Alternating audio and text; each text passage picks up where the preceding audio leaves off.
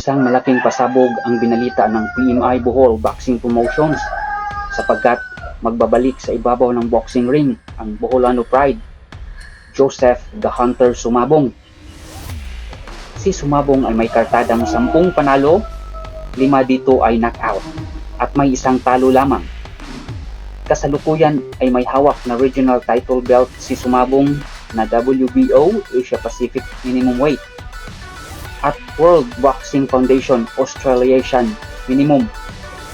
Ang huling title belt na inuwi ni Sumabong ay galing sa laban niya sa Japan na vacant WBO Asia Pacific Minimum Weight kontra kay Takeru Kitano ng Japan. Ang kanilang laban ay naganap sa Korakuen Hall, Tokyo, Japan.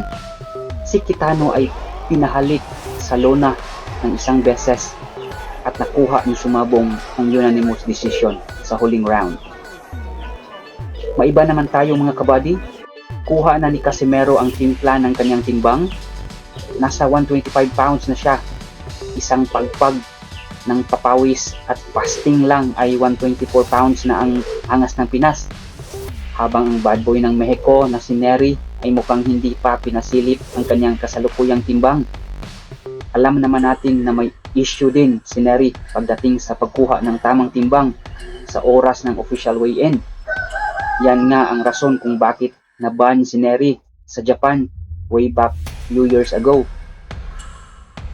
Sa mga tatalpak dyan mga kabady, isip-isip ng maayos, huwag padala sa emosyon. Baka wala ng pambili ng bigas pagkatapos ng laban. Kung gwapo ka, subscribe o like po sa akong channels mga kabady. Maura to, bye! Angas ng Pinas sa mundo'y kilala na yan. Basta kami magka-team ng